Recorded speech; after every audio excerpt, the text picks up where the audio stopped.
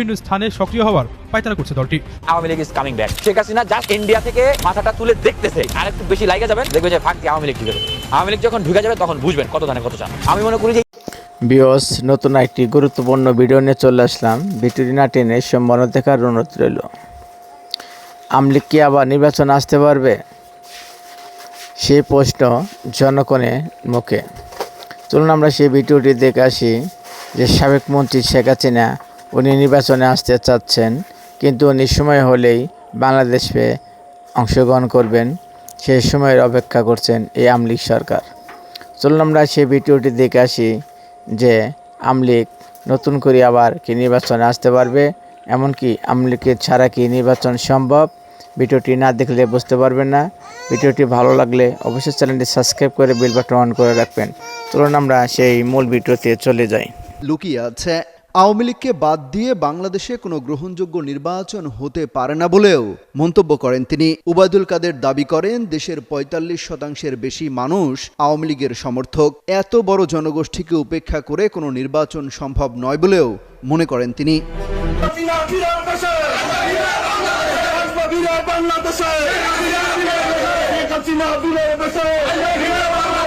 মাঠে নেমে পড়েছে নিষিদ্ধ ছাত্রলীগ ও কার্যক্রম নিষিদ্ধ থাকা আওয়ামী লীগের নেতাকর্মীরা। পলাতক নেত্রী শেখ হাসিনার নির্দেশে ঢাকা সহ দেশের বিভিন্ন স্থানে সক্রিয় হওয়ার পায়তারা করছে দলটি। Awami League is coming back. Sheikh Hasina just India থেকে মাথাটা তুলে দেখতেছে, আর একটু বেশি লাইগা যাবেন, দেখবে যে ফাঁক দিয়ে আওয়ামী লীগ ঢুকে যাবে। আওয়ামী লীগ যখন ঢুকে যাবে তখন বুঝবেন কত ধানে কত চান। আমি মনে করি যে এই উপদেষ্টাদের আসলে বিষ খেয়ে মরে যাওয়া উচিত। আমি আছি আপনাদের সাথে, আমি যেখানে থেকে আমি আসছি, কাজে আমি আছি, সব ধরনের সহযোগিতা আমি করে যাব। শেখ হাসিনা খুব দ্রুতই বাংলাদেশে ফেরার কথা দৃঢ়ভাবে ব্যক্ত করেছে।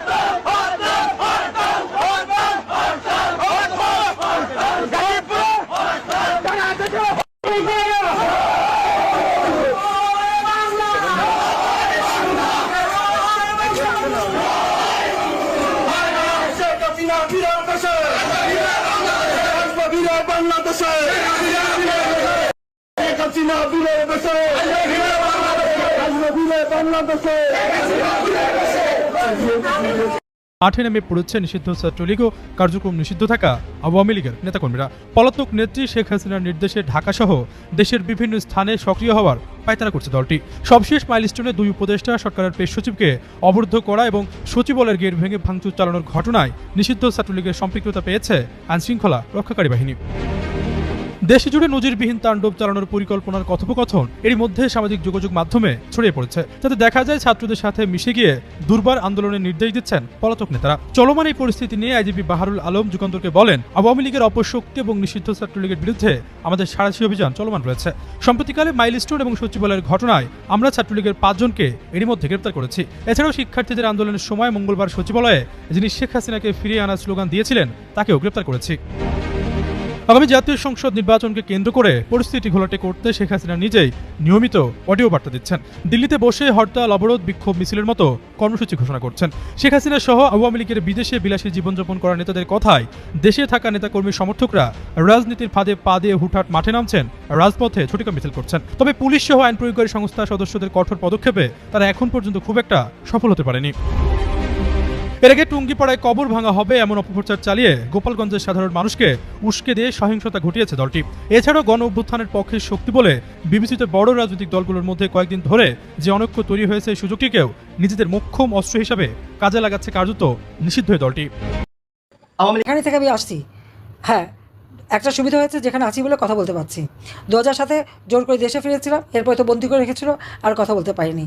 কিন্তু এবার সেই জন্য বাইরে থেকে সবার সঙ্গে কথা বলতে পারছি, কাজে আমি আছি, সব ধরনের সহযোগিতা আমি করে যাব। কিন্তু আমাদের দেশটাকে, দেশের স্বাধীনতা সার্বভৌমত্ব রক্ষা করতে হবে।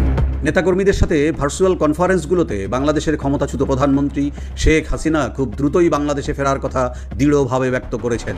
কিন্তু কোন প্রক্রিয়ায় এবং কিসের ভিত্তিতে তিনি এমন দৃঢ়তা দেখাচ্ছেন, খুঁজব সেই উত্তর। গত রোববার ভারতে অনুষ্ঠিত হয়েছে বর্ষাকালীন সর্বদলীয় বৈঠক।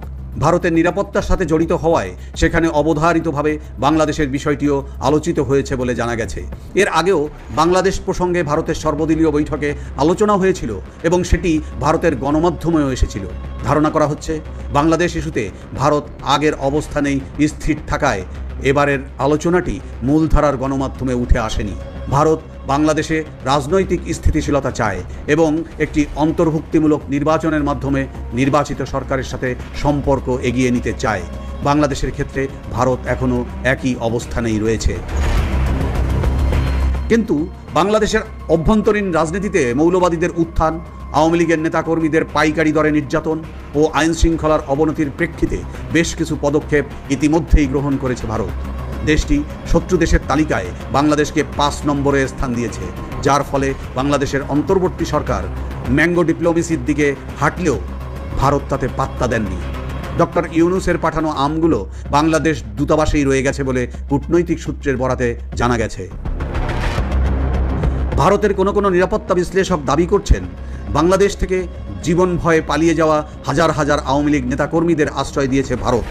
পাশাপাশি সীমান্তেও শিথিলতা দেখাচ্ছে দেশটি, যার দরুন ভারতের অভ্যন্তরীণ নিরাপত্তা মারাত্মক ঝুঁকির মধ্যে পড়েছে। এই অবস্থা থেকে দ্রুত উত্তরণের লক্ষ্যে জীবন সংখ্যায় পালিয়ে আসা আওয়ামী লীগ নেতাকর্মীদের বাংলাদেশের ফেরত পাঠাতে চায় ভারত। একই সঙ্গে ভারত ঘনিষ্ঠ হিসেবে পরিচিত শেখ হাসিনাকেও বাংলাদেশে প্রত্যাবর্ষণ করতে চায় দেশটি।